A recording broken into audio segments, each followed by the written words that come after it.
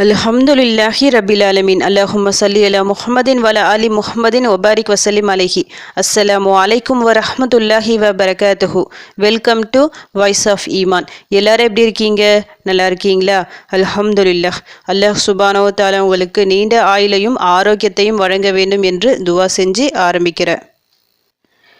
அல்லாஹ் சுப்ஹானஹு தஆலா மனிதர்களுக்கு கொடுத்த ஒரு அருட்கொடை அல் குர்ஆன். இதை அருட்கொடை என கூற காரணம், இதிலிருந்து நமக்கு பல வழிகள், நம்முடைய பிரச்சனைகள் கவலைகள் தீர்ப்பதற்கான பல வழிகள் இதில் இருக்கிறது. இம்மைக்கான விஷயங்களும் இதில் இருக்குது, மறுமையில் வெற்றி பெற விஷயங்களும் இதில் இருக்குது. நிறைய இதில் அடங்கியிருக்கு. நேரு வழிகாட்டி அப்படின்னும் அல்லாஹ் சுப்ஹானஹு தஆலா அல் குர்ஆனை சொல்கிறான். அவ்வளவு சிறப்பு இருக்குது குர்ஆனுக்கு.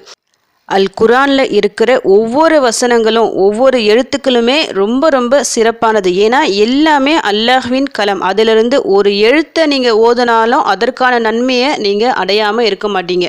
இன்றைக்கி இந்த வீடியோவில் நான் என்ன சொல்ல போகிறேன்னா, இப்போ இந்த குர்ஆனில் இருக்கிற வசனங்கள் துவாக்கள் சொல்லிட்டு நிறைய இருக்குது, சூறாக்கள் எல்லாமே அடங்குறது தானே குர்ஆனு. இதில் இருக்கிற நம்ம வாழ்க்கைக்கு தேவையான விஷயங்கள் என்ன இருக்குது, எந்த துவாவை எந்த சூறாவை எடுத்து ஓதுனா நம்முடைய இந்த உலக வாழ்க்கையில் நாம் அனுபவிக்கிற இந்த நெருக்கடியான பிரச்சனைகள் நமக்கு ஒரு பாதுகாப்பு கிடைக்கும். அதுக்கு அடுத்ததாக மறுமைக்காக இந்த குர்ஆன் நம்மளுக்கு எப்படி நல்ல விஷயங்களை நம்மளுக்கு தேடித்தரும், எவ்வளோ பெரிய ஒரு அந்தஸ்து தரும், இதை பற்றி தான் இன்றைக்கி நான் வீடியோவில் சொல்ல போகிறேன். குர்ஆனை பொறுத்த வரைக்கும் அதில் நீங்கள் இருக்கிற ஒரு எழுத்தை எடுத்து ஓதுனாலும் கூலி கண்டிப்பாக இருக்குது. அலிஃப் லாம் மீம் சொல்லிட்டு 3 எழுத்து இருக்குது பார்த்தீங்களா? இந்த 3 தனித்தனி எழுத்துக்கள், ஆனால் ஒன்றா தான் இருக்கும் குர்ஆன். நம்ம ஓதும் போது அலிஃப் லாம் மீம் அப்படின்னு சொல்லுவோம். அலிஃபுக்கு 10 நன்மை, லாமுக்கு 10 நன்மை, மீமுக்கு 10 நன்மை. இந்த மாதிரி ஒவ்வொரு எழுத்தை நீங்கள் எடுத்து ஓதினாலும் 10 நன்மைகள் நமக்கு கிடைக்கும். அப்போ ஒரே ஒரு பேஜை நீங்கள் எடுத்து ஓதி பாருங்க, அந்த கொஞ்ச நேரத்தில் எவ்வளவு நன்மைகள் நமக்கு கிடைக்கும் சொல்லிட்டு நீங்களே கால்குலேட் பண்ணி பார்த்துக்குங்க. யார் ஒருவர் குர்ஆனை ஓதிவிட்டு பின்பு துவா செய்வாரானால் அவருடைய துவாவுக்கு 4000 மலக்குகள் ஆமீன் கூறுகின்றார்கள் அப்படின்னு ஒரு ஹதீஸில் இருக்குது. அதாவது குர்ஆனை ஓதிட்டு பிறகு நம்ம துவா செய்யணும். நீங்கள் எப்போ குர்ஆனை எடுத்து ஓதுனாலும் சரி, நீங்கள் எத்தனை பேஜ் ஓதுறீங்கன்னு அது முக்கியம் இல்லை, நீங்கள் எத்தனை பேஜ் ஓதுனாலும் துவா செய்யுங்க. ஏன்னா அதற்கு சொல்லிட்டு ஒரு பரக்கத்து இருக்குது, குர்ஆனுக்கு சொல்லிட்டு ஒரு பரக்கத்து இருக்குது. அந்த குர்ஆனை ஓதிவிட்டு நாம் துவா செய்யும் போது இன்ஷா அல்லாஹ் அந்த பிரார்த்தனை ஏற்றுக்கொள்ளப்படும். அதுவே ஒரு பெரிய சிறப்பு தான். இந்தந்த துவா இந்தந்த வசனம் தான் ஓதணும்னு இல்லை. நீங்கள் நார்மலாக ஒவ்வொரு நாளும் ஒவ்வொரு பேஜோ 2 பேஜோ 3 பேஜோ ஒரு ஜூஸு எத்தனை நீங்கள் ஓதுறீங்களோ அதை ஓதிட்டு பிறகு நீங்கள் துவா செஞ்சுக்கிங்க. இன்ஷா அல்லாஹ் உங்களுக்காக மலக்குமார்களும் துவா செய்வாங்க. மலக்குமார்கள் வருகை புரிவாங்க உங்கள் வீட்டுக்குள்ளே. உங்கள் வீட்டில் நீங்கள் குர்ஆனை எடுத்து ஓதும்போது அவ்வளவு சிறப்பு இருக்குது. உங்களுக்கு ஆட்டோமேட்டிக்காக பரக்கத்து வந்துடும். ஏன்னா மலக்குமார்களோட வருகை இருந்தாலே அந்த வீடு நல்ல ஒரு பரக்கத்தான வீடாக, ஒரு ரஹாத்தான வீடாக இருக்கும். கண்டிப்பாக வீட்டில் நிம்மதி இல்லை, சந்தோஷம் இல்லை, வறுமையாக இருக்குது, செல்வமே இல்லை, வெறும் நஷ்டமாக இருக்குது, தோல்வியாக இருக்குது சொல்லிட்டு கவலைப்படுறவங்க, நீங்கள் உங்கள் வீட்டில் குர்ஆன் ஓதுறீங்களா, குர்ஆனை எடுத்து ஓதுறீங்களா, தினமும் எடுத்து ஓதுறீங்களா சொல்லிட்டு ஒரு முறை செக் பண்ணி பார்த்துக்குங்க. அப்படி நீங்கள் ஓதுறீங்கன்னா கண்டிப்பாக அல்லாஹ் உங்களுக்கு அதற்கான பலனை தராமல் இருக்க மாட்டான்.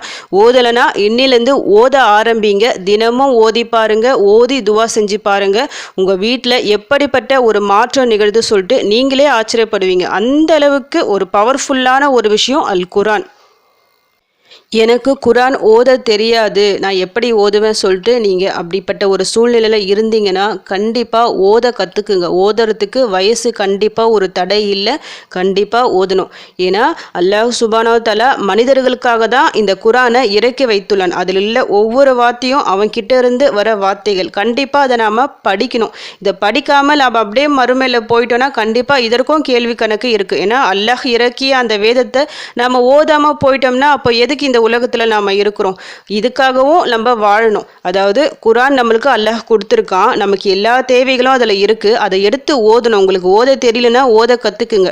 இப்போ இருக்கிற சூழ்நிலை ரொம்ப ஈஸி. அப்போல்லாம் சஹாபாக்கள் என்ன பண்ணுவாங்கன்னா குர்ஆனை ஓதுறதுக்காகவும் டவுட்டு கேட்கறதுக்காகவும் ஊரை விட்டு ஊரெல்லாம் போயிருக்காங்க. இதை கற்றுக்கிறதுக்கு ஒரு தெளிவு கிடைக்கிறதுக்காக, ஒரு சின்ன ஒரு சந்தேகம் இருந்தால் கூட அந்த சந்தேகத்தை நிவர்த்தி பண்ணுறதுக்காக கடல் கடந்தெல்லாம் ஊரை விட்டு போயிருக்காங்க.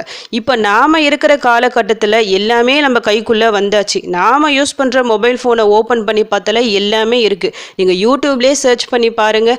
எப்படி குரானை ஓதணும் சொன்னால் அழகாக தமிழ்லேயே உங்களுக்கு சொல்லி கொடுக்குறாங்க. ஒவ்வொரு லெட்டராக எப்படி ப்ரொனவுன்ஸ் பண்ணணும், எப்படி ஓதணும், எப்படி சேர்த்து ஓதணும், அதில் இருக்கிற ரூல்ஸ் என்ன சொல்லிட்டு எல்லாமே சொல்லி கொடுக்குறாங்க. கொஞ்சம் மெனக்கெடுங்க, தினமும் ஒரு டைம் இதுக்காக ஒதுக்குங்க. எப்படியோ நான் குரானை கற்றுக்கணும், அல்லாஹ் நமக்கு இறக்கி தந்த அந்த வார்த்தைகளை, அந்த அரபி வார்த்தைகளை நான் கற்றுக்கணும் சொல்லிட்டு ஒரு மனசில் நியத்து வைங்க. நியத்து வச்சாலே இன்ஷா அல்லாஹ் கண்டிப்பாக நீங்கள் கற்றுப்பீங்க. ஏன்னா அரபி மொழியை விட வேறு எந்த மொழியும் இலகுவான மொழி இல்லவே இல்லை. அல்லாஹ் சுப்ஹானஹு வ தஆலா குரானில் பல இடங்களில் சொல்கிறான், நான் இந்த குரானை அரபி மொழியில் இறக்கி வச்சேன், ரொம்ப இலகுவான ஒரு மொழியில் இறக்கி வச்சுருக்கேன், நீங்கள் எளிமையான உங்களுக்கு இருக்கும், எளிதாக உங்களுக்கு இருக்கும் சொல்லிட்டு அல்லாஹ் ஒரு விஷயத்த சொல்கிறான்னா கண்டிப்பாக அது உண்மையாக தான் இருக்கும். நீங்கள் ஓத ஆரம்பித்து பாருங்கள், எவ்வளவோ ஈஸியான ஒரு லாங்குவேஜ் அரபி லாங்குவேஜ், எவ்வளோ ஈஸியான லெட்டர்ஸ் இதில் இருக்கிற ஒவ்வொரு லெட்டர்ஸும் சொல்லிட்டு நீங்கள் அனுபவபூர்வமாக உணர்வீங்க. ஓத தெரியாது சொல்லிட்டு ப்ளீஸ் சொல்லவே சொல்லாதீங்க. இன்னிலேருந்து ஓத ஆரம்பிங்க. இதுக்காக தனியாக டைமை ஒதுக்குங்க. உங்கள் வாழ்க்கையில் இருக்கிற நீங்கள் சந்திக்கிற பல பிரச்சனைகளுக்கு சொல்யூஷன் இதில் இருக்குது. ஒவ்வொரு வசனத்துலேயும் ஒவ்வொரு சொல்யூஷன் இருக்கும். நீங்கள் ஒன்று ஒன்றா எடுத்து ஓதும் போது உங்களுக்கு தெரியும், அதனுடைய பொருளை படித்து பார்க்கும்போது உங்களுக்கு தெரியும். இப்போ நீங்கள் ஒன்றுமே இல்லை, சூரா ஃபாத்திஹா நம்ம தினமும் தொழுகையில் ஓதுறோம். அந்த சூரா ஃபாத்திஹாவுக்கு அவ்வளவோ சிறப்பு இருக்குது. தெரிஞ்ச ஒரு சூறா தான், எல்லாம் எளிமையான வார்த்தைகள் தான் அதில் இருக்கிறது. உங்கள் நோய்க்கு அது ஷிஃபா கொடுக்கும். அந்த ஒரு சூறாவை ஓதி அல்லாஹ் கிட்ட கேட்டால் உடனே அல்லாஹ் பதில் தருகின்றான். வேற எந்த ஒரு சூறாக்கும் அந்த பவர் இல்லை. அல்லாஹ் உடனே நம்ம கிட்ட பேசின்னு இருக்கான். அல்லாஹ்க்கும் நமக்கும் நடக்கிற ஒரு உரையாடல். இந்த சூறாவில் இருக்கிற ஒரு வார்த்தையை ஓதி கேட்டாலும் நான் அவனுக்கு கேட்டதை தருவேன் அப்படின்னு அல்லாஹ் உறுதியாக வாக்களித்த சூறா தான் சூரா ஃபாத்திஹா. ரொம்ப பவர்ஃபுல்லான ஒரு சூறா. இந்த சூறாவை நீங்கள் ஓதி, சும்மா இந்த சூறாவை ஓதி கூட நீங்கள் அல்லாஹ் கிட்ட துவா செய்யலாம். கண்டிப்பாக உங்கள் பிரார்த்தனைக்கு பதில் கிடைக்கும். ரொம்ப சிறப்பான சூறா. அதுவும் இல்லாமல் ஒரு நோய் நிவாரணிக்கான சூறாவும் இது. ஏன்னா தேள் கடிக்கலாம் இந்த சூறாவை ஓதி உள்ளார்கள் சஹாபாக்கள் காலத்தில். அதனால் நமக்கு ஏதாவது நோய்கள் ஏற்பட்டால் இந்த சூரா ஃபாத்திஹா கூட ஓதி ஊதிக்கலாம். அடுத்ததாக ஒவ்வொரு சூறாவை நீங்கள் எடுத்து பாருங்கள். சூரா பக்கரா. சூரா பக்கராவை பொறுத்த வரைக்கும் ரொம்ப பெரிய சூறா தான். ஆனால் அதை நீங்கள் ஓத ஆரம்பிச்சிங்கன்னா எப்படிப்பட்ட வறுமை உங்கள் வீட்டில் இருந்தாலும் சரி, எவ்வளவு கஷ்டம் இருந்தாலும் சரி, எல்லாமே ஒன்றும் இல்லாமல் போயிடும். ஏன்னா செல்வ வளத்தை அதிகரிக்கும் ஒரு சூறா, பரக்கத்தை ஏற்படுத்தும் சூறா. இந்த சூறாவை நீங்கள் ஓதுனா உங்கள் வீட்டில் செல்வ வளம் அதிகரிக்கும், நீங்கள் கைவிட்டால் இழப்பை தரும் அப்படின்னு நபி ஸல்லல்லாஹு அலைஹி வஸல்லம் அவர்கள் கூறியுள்ளார்கள். அவ்வளவோ சிறப்பு இருக்குது சூரா பக்கராவிற்கு. சூனியம் இது எல்லாமே செயலிழந்து போகும் இந்த ஒரு சூறாவிற்கும் முன்னால். அதனால் இந்த சூறாவை நீங்கள் தினமும் ஓத முடிஞ்சால் நீங்கள் ஓதலாம். அப்படி ஓத முடியலன்னா ஒரு 2 நாள் 3 நாள் 4 நாள் சொல்லி டைம் எடுத்து ஓதி கண்டினியூவாக ஓதி முடிச்சிடுங்க. இதே மாதிரி தொடர்ந்து ஓதிவாங்க. இந்த மாதிரி ஓதி வரும்போது எல்லா கஷ்டங்களும் ஒன்றும் இல்லாமல் போகும். அடுத்ததாக சூரா அன்பியா நீங்கள் எடுத்து பாருங்கள். நபிமார்களோட வரலாறு இருக்கும். ஒவ்வொரு நபிமார்களும் கேட்ட துவாக்கள் அதில் இருக்குது. யூனுஸ் அலைஹிஸ்ஸலாம் அவர்கள் கேட்ட துவா ரொம்ப சிறப்பான துவா. லா இலாஹ இல்லா அந்த சுப்ஹானக இன்னி குந்து மினஸ் ஸாலிமீன். இந்த துவாவை ஒரு அடியான் கேட்டால் நான் மறுக்காமல் தருவேன் சொல்லிட்டு அல்லாஹ் சுப்ஹானஹு வ தஆலா சொல்கிறான். அந்த ஒரு வார்த்தைகள் இந்த சூறாவில் இருக்குது. அடுத்ததாக அய்யூப் அலைஹிஸ்ஸலாம் அவர்கள் கேட்ட மிக சிறந்த ஒரு துவா இருக்குது. அந்த துவாவை கேட்ட உடனே அய்யூப் அலைஹிஸ்ஸலாம் அவர்கள் எழுந்த எல்லா செல்வத்தை விட அதிகமாக திருப்பி கொடுத்தான், ஷிஃபாவை கொடுத்தான். அடுத்ததாக லூத் நபி அவங்க கேட்ட துவா இருக்குது. அவங்க கஷ்டங்கள், அதாவது நபிமார்கள் கஷ்டங்கள் எவ்வளோலாம் அனுபவிச்சாங்களோ அது எல்லாமே இருக்குது. அதிலிருந்து நான் எப்படி காப்பாற்றினேன் அப்படியும் அல்லாஹ் சுப்ஹானஹு வ தஆலா சொல்கிறான். சிம்பிளாக நீங்கள் நபிமார்களை பற்றி தெரிஞ்சுக்கணும், அவங்கள பற்றி ஒரு வரலாறு ஒரு ஷார்ட்டாக தெரிஞ்சுக்கணுன்னா சூரா அன்பியா அந்த ஒரு சூறாவை நீங்கள் எடுத்து ஓதும்போது உங்களுக்கு தெரியும். சூரா யூசுப் எடுத்து ஓதி பாருங்க. எவ்வளவோ பிரச்சனைகள், நான் தான் இந்த உலகத்தில் கஷ்டப்படுறவன், என்னை விட கஷ்டப்படுறவன் யாருமே இல்லை சொல்லிட்டு நீங்கள் நினைச்சாலும் அந்த ஒரு சூறாவை எடுத்து ஓதி பாருங்க. உங்கள் மனசு அவ்வளோ ஒரு நிம்மதி அடையும். ஏன்னா அந்த சூறாவை அல்லாஹ் சுப்ஹானஹு வ தஆலா சொல்கிறான், அழகிய வரலாறு சொல்கிறான். இது எல்லாருக்கும் ஒரு படிப்பினை அப்படின்னு சொல்கிறான். ரொம்ப சிறப்பான சூறா. கடைசியாக நான் இன்னும் நிறைய இருக்குது, ரொம்ப சொல்லிக்கிட்டே போனால் லாங்காக போவோம். கடைசி சூறாவை நான் சொல்கிறேன். சூரா இக்லாஸ், சூரா நாஸ், சூரா ஃபலக். 3 சூறாக்களுமே மிக மிக மிக சிறப்பான சூறாக்கள். இந்த சூறாவை நீங்கள் தினமும் ஓதிட்டு வரும்போது பல மாற்றங்களை பல அதிசயங்களை காணலாம்.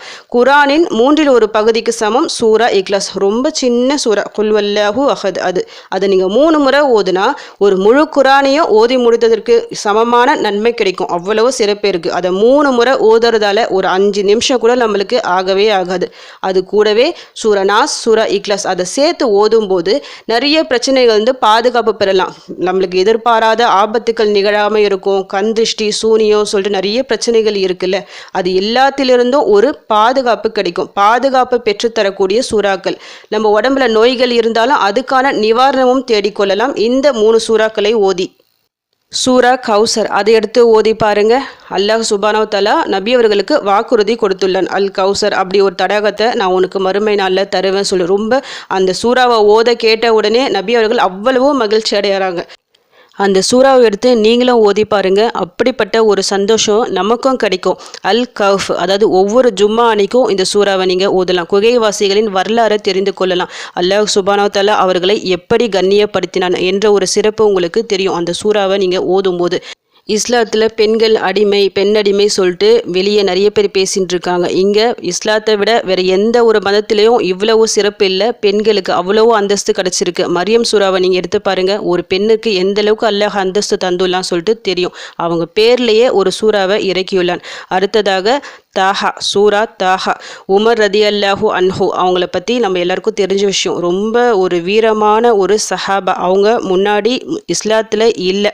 இந்த ஒரு சூரா, அதாவது சூரா தாஹா அதை ஓத கேட்ட பிறகு தான் அவங்க இஸ்லாத்துக்கு மாறினாங்க.